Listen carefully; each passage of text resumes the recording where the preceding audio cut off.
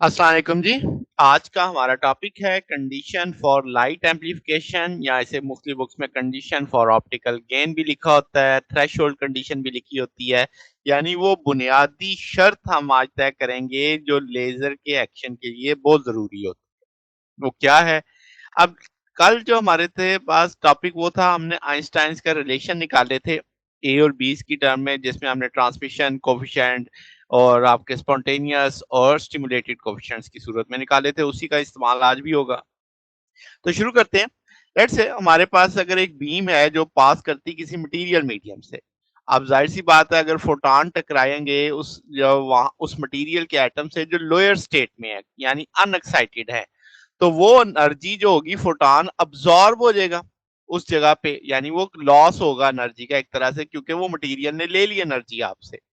अब अगर वहां पे फोटॉन ऐसे एटम्स को टक्कर मारते हैं जो पहले से एक्साइटेड स्टेट में हो तो क्या होगा वो अब आपके पास स्टिमुलेटेड मिशन करेंगे। वो उनकी एनर्जी भी बाहर निकाल लाएंगे तो ज्यादा फोटॉन पैदा होंगे यानी जो बीम हमारी ऐड हुई उसकी एनर्जी एक तरह से बढ़ जाएगी। अच्छा, अब आपके पास जो प्रोबेबिलिटी है अब्जॉर्प्शन की और स्टिमुलेटेड एमिशन की वो सेम है। कल हमने पढ़ा था B12 बराबर है B21 के। तो अब इसका मतलब वहां पे जितनी कमी हो रही है और जितना इजाफा हो रहा है वो दोनों यक वक्त हो रहा है आपके पास साइमल्टेनियसली अकर कर रहा है वहां पे। तो एम्प्लीफिकेशन हम कह सकते हैं डोमिनेंट हो सकती है। कब? अगर हमारे मटेरियल के एटम पहले से एक्साइटेड लेवल पे हो यानी लो लेवल पे कम हो एक्साइटेड लेवल पे ज्यादा हो। लेट्स से हम कह देते हैं n photons per unit volume जो है वो आपके पास एक लाइट की बीम के अंदर है। जब बीम ट्रेवल करेगी किसी मीडियम से तो फोटॉन अब्सॉर्ब होंगे। अब जो अब्सॉर्प्शन ट्रांजिशन है और कुछ फोटॉन वहां पे जनरेट भी होंगे एमिशन ट्रांजिशन की वजह से। हमने अब दो तरह की एमिशन पढ़ी थी, एक स्पॉन्टेनियस एक स्टिमुलेटेड। स्पॉन्टेनियस वो थी जिसमें निकलने वाले फोटॉन रैंडम डायरेक्शन में होते हैं, उनमें कोहेरेंट नहीं होते, हम उनको नहीं देखेंगे। हम यानी सिर्फ वो लेंगे जो आपके पास प्रॉपरली एक कोहेरेंट के कोहेरेंस या डायरेक्शनल प्रॉपर्टी कैरी कर रहे होंगे। तो जैसे मैंने कहा कि आपके पास जो स्पॉन्टेनियस मिशन वाले हैं वो कंट्रीब्यूट नहीं करेंगे अब आपके पास जब उसमें से गुजरेंगे लेजर के में। तो हम सिर्फ वो फोटॉन कंसीडर करेंगे जो स्टिमुलेटेड मिशन से बाहर निकलेंगे। Let's say dn over dt जो net rate of loss photon है यानी वो बीम जब मटेरियल में गई तो इतने फोटॉन बीच में कम हो गए।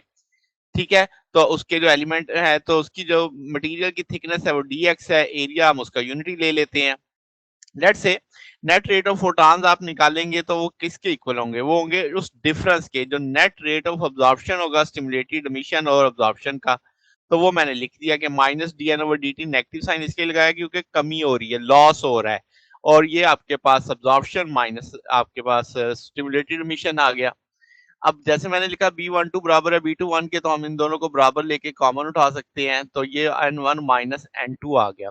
अब जैसे मैं पहले कहा कि N1 आपकी पॉपुलेशन है एक स्टेज पे, N2 दूसरी पॉपुलेशन है। तो आपकी एनर्जी डेंसिटी अगर हम फील्ड की देखें तो कल भी हमने उसे यूवी से जाहिर किया था, न्यू से जाहिर किया था। इंटेंसिटी निकालनी हो तो इंटेंसिटी को वेलोसिटी से ज़रब दे देंगे। अब वेलोसिटी अगर आप देखें यहाँ से रिफ्रैक्टिव इंडेक्स का टूल होगा c by v, velocity of the light in the medium आप देखेंगे इस जगह पे। तो अब आप यहाँ से ये वैल्यू लगा सकते हैं कि भाई जो एनर्जी डेंसिटी है an integral multiple of photons होगी तो एन एच वी आ जाएगा आपके पास।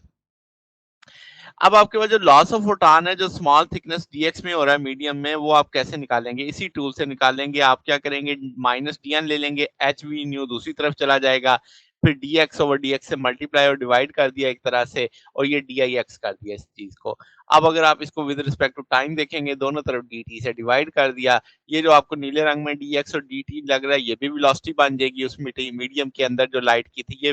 अब आपकी वेलोसिटी इस वेलोसिटी से कट जाएगी तो 1 ओवर एच न्यू बच जाएगा। ये डी ओवर डी एक्स को हम अल्फा के तौर पे ले लेते हैं। आई एक्स हम यहाँ से जानते हैं किसके बराबर है। हमने पढ़ा कि भाई आपकी एनर्जी डेंसिटी इनटू वेलोसिटी, तो वो मैंने वैल्यू यहाँ पे प्लेस कर दी है। अब अगर आप कंपेयर करते हैं इक्वेशन 1 और 2 को कि ये भी इक्वेशन है ये भी इक्वेशन है तो left side right side, left side same है तो राइट साइड भी सेम होगी। एनर्जी डेंसिटी कट जाएगी, सिर्फ अल्फा आपको एक साइड पे रखें बाकी फैक्टर उठा के दूसरी तरफ ले जाएं। तो अब ये जो इक्वेशन 3 बनी आपकी ये आपकी रिलेट कर रही है किसको? अब्जॉर्प्शन कोफिशिएंट जो अल्फा है उसको डिफरेंस इन पॉपुलेशन जो दो एनर्जी लेवल्स के पॉपुलेशन में फर्क आ रहा है अब आपके पास जो मटेरियल है, अगर हम कहें वो थर्मल इक्विलिब्रियम में है तो N1 बड़ा हो N2 से तो आप कहेंगे कि अल्फ़ा पॉज़िटिव में आएगा। अगर N2 किसी तरीके से बड़ा हो गया N1 से तो आपका नेगेटिव क्वांटिटी होगा। अब आप इंटेंसिटी का एक और टूल पढ़ चुके हैं मीडियम में I is equal to I naught e की पावर माइनस अल्फ़ा x। अब हम यहाँ पे माइनस अल्फ़ा की जगह गामा लगा देते हैं। यहाँ पे जो माइनस अल्फ़ा है वो गामा के बराबर लिया, उससे हमने gain coefficient per unit length का। अब गेन कोएफ़िशिएंट पॉजिटिव क्वांटिटी है, तो इसका मतलब ये हुआ कि अब आप इसमें जो ऊपर इक्वेशन 3 पढ़ के आए हैं, जवाब पॉजिटिव में आना चाहिए। तो वो कैसे आएगा वो ज़रा देख लेते हैं। तो इंटेंसिटी ग्रो करती है एक्स्पोनेंशियली जब आपकी लाइट बीम ट्रैवल करेगी मीडियम से ही। तो ये एम्प्लीफिकेशन की शर्त है ना कि हमारी एम्प्लीफिकेशन हो रही है, तो गामा माइनस अल्फ़ा के बराबर ही होना चाहिए। तो वो जो अल्फ़ा की वैल्यू थी उसके साथ मैंने माइनस लगा दिया, माइनस अंदर चला जाएगा तो ये N2 माइनस N1 हो जाएगा। तो ये बुनियादी इक्वेशन बन गई आपकी। अब गामा पॉजिटिव होगा तभी एम्प्लीफिकेशन होगी, यानी ये बुनियादी आप कह लें थ्रेशोल्ड कंडीशन जिसे हमने कहा था N2 minus N1 greater than 0 होगा, N2 बड़ा होगा N1 से। तो इक्वेशन 6 जिसे हम कहेंगे ये पॉपुलेशन इन्वर्जन को बताएगी कि हाई एनर्जी स्टेट पे आपकी पॉपुलेशन ज्यादा है, लो एनर्जी लेवल पे कम है। तो ये यानी नॉर्मल सिचुएशन से इनवर्स कंडीशन आ गई है। तो जो इक्वेशन 5 है इससे हम कहेंगे ये पॉपुलेशन इन्वर्जन की नेसेसरी कंडीशन है, ठीक है, जो सेटिस्फाई करेगी एम्प्लीफिकेशन ऑफ इंसिडेंट लाइट को। अब हम जानते हैं कि आपके पास जैसे लास्ट लेक्चर में हमने पढ़ा था कि भई आपके पास A21 ओवर B21 के जो रेशियो है वो इसके बराबर आ रही थी। यहाँ से B1 टू B21 चूँकि बराबर है तो ये B2 आपने B21 की वैल्यू रखी, बाकी फैक्टर उठा के इधर ले आए हैं। इस रिलेशन के टूल को यूज़ करते हुए B21 की वैल्यू निकाली।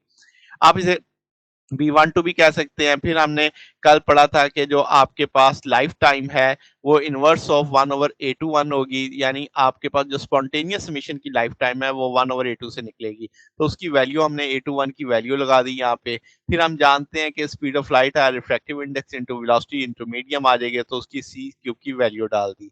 अब आपके पास ये B12 की वैल्यू उठा के हम इक्वेशन 5 में डाल सकते हैं। जब हम इक्वेशन 5 में डालेंगे तो कुछ फैक्टर कट जाएंगे, H से कट जाएगा, वेलोसिटी से कट जाएगी, फ्रीक्वेंसी से कट जाएगी, तो ये टूल बचेगा आपके पास।